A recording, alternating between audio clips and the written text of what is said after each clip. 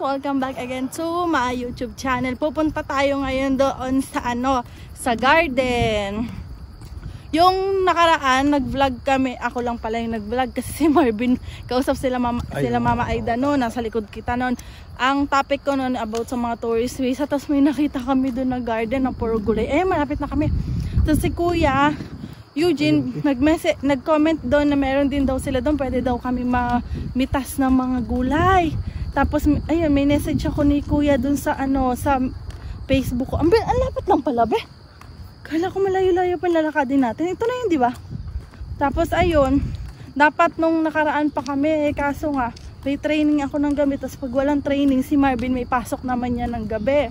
Kaya hindi kami nakakalabas. Tapos yun, ako rin pagod sa biyahe. Kaya naghahanap din ako nandito na lang sa Scarborough na trabaho para malapit. Kung may lalayo man ng trabaho, ay si Marvin na lang yun next year. Gusto namin sana dito na lang sa Scarborough kami mag-stay kasi mas din kami dito. Kinasanayan na ba kumbaga. Tapos ayun, dito na kami guys. Ayan o. Ayan yung sinasabi kong nadaanan namin nung nakaraan. Saan nga yung daan nito papasok? Ay doon pa sa dulo yung papasok. Kakunti lang yung tao ngayon. Medyo madilim na din. Kasi galing pa ako sa training. Alas 6 na ako dumating sa bahay. Nakakita kami. Ayan, Ayan, nakita ko nga po yung mga daming tanim.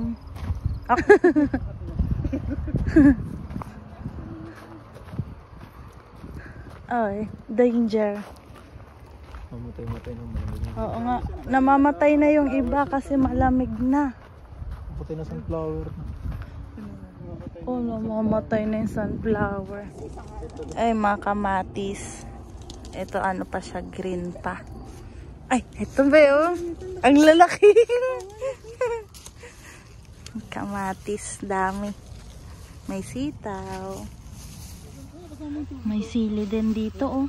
Yung iba nga po sa group, nakikita ko po binibenta nila yung mga nasa likod nilang mga tinatanim po. Kasi sobra-sobra nga naman po. Hihihi. Ay, cute ng talong. May talong maliit, oh. Tingnan natin yung talong. Ay, kamatis pa to. Kamatis. Ang cute naman po ng talong ninyo. Ang liit, eh. May okra. Okra. Oo. Pwede may tanim na lang Paano ba magtanim nun? Buto lang yun?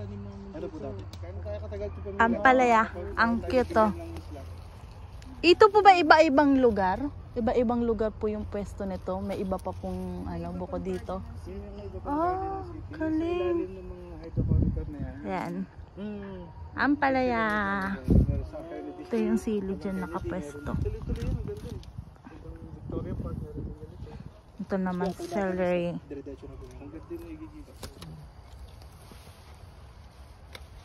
Sunflower.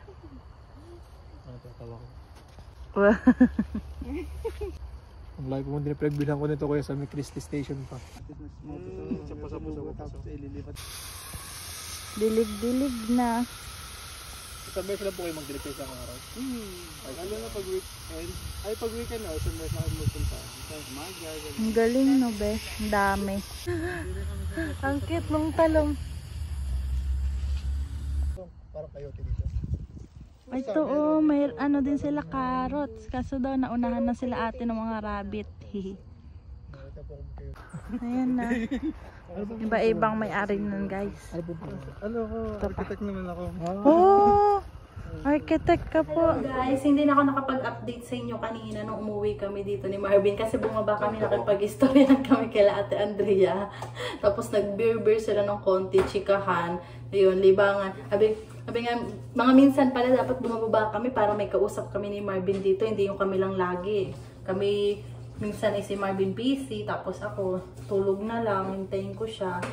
E di yun, nagkaroon kami ng ni Marvin. Mga minsan nakababa na lang kami kapag walang Ayun, Thank you nga po lali Kuya Eugene sa mga prutas. Ano nga yung mga gulay. Yung maliliit na tomato, masarap daw yung sabi nila ate Andres. Hindi ko matanda. Yung maliliit na tomato guys na pinakita ko kanina, masarap daw yun sa pasta. Kaya subukan namin magpasta. And dami pa namin dito ng mga pampasta. Kahit wag na daw namin lagyan ng sauce, diretso na doon sa pasta. Malasa na daw. Kaya yun gagawin namin yun. Ang daming gulay, nakakatuwa guys. Mga gulay, sabi ni Kuya, ano na daw, dapat magkuha-kuha na daw kami kasi nga malamig na, masisira na daw, mamamatay na daw.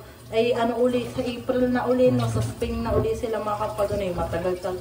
Diba, may bilis lang mga araw, hindi ko ka, magugulat ka na lang talaga, April na ulit, charing, tapos na winter. Tapos ngayon, gagawa kami ng guys, ang tawag yan? Magmamarinate kami ng chicken. Inasal ulit. Inasal na lang? Chicken na lang? Na inasal? Hindi, Fried chicken? Ano ba yung fried chicken? Sige. Chicken mo? Chicken roll? Ano ba yan? Fried chicken na lang. Lahat na? Oo, ano na lang kami guys. Magpa-fried chicken na lang kami ni Marvin. Mas maganda yung recipe. Magtingin kami ng recipe para luto-luto na lang kami nito. Ito yung yung panginasal na chicken. Yung nagagawin namin. Tapos mo siya, guys, doon pala yung doon sa mga garden.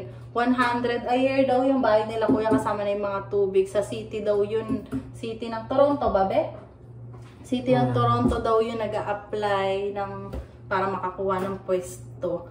Mura na rin yun. 100. Tapos ang dami na. A year naman yun eh. A year naman yun. Kasi yung ibang mga ibang Pilipino guys, nagpo-post sa group kasi sobrang dami ng mga tanim nila. Binibenta na lang nila ng mura. Siyempre, pag nagtanim ka, dumadami kasi siya ng dumadami. Parang kumakalat yung ibang mga gulay. Eh di binibenta nila. Ang dami bumibiling Pilipino. Eh sabi, tapos di ba nga kala Tita Regina, may tanim silang mga sili. Ang dami. Naalala ko yung sili. Ang dami. Ang dami ng sili. Tapos ano pa yung nakatanim kala Tita Regina? Kamatis din. Kamatis din yun guys. Sa mga gamit na gamit namin ni Marvin yung kamatis siya kasili din. Kaya sabi ko, tapos may talong din ata. Oh. May talong nga din yung sa amin, maliit lang, cute. Siya yung may ampalaya din sila Kuya Eugene dun sa kanila. Tapos sabi hindi daw lumalaki yung maliit lang daw.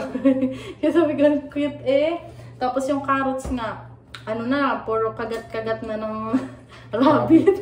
Naunahan na ng rabbit. Ayun. Kaya sabi ni Kuya, pag pa daw, pwede pa daw kami pumunta ulit doon para makuha din yung iba kasi syempre masayang nga din naman guys. Ayun na, inaayos na ni Marvin tapos kami, search na kami ng mga ano oras na kasi sobrang haba na chikahan namin nila Ate Andre, Kuya Julius. Nahilo si Marvin sa 2 beer kasi hindi nga sanay Sabi niya nga, kailan ka uling uminom be? Nag-inuman kayo ng picnic niyo ng mga kakaibigan mo, mga klase. Nag-inom ka noon?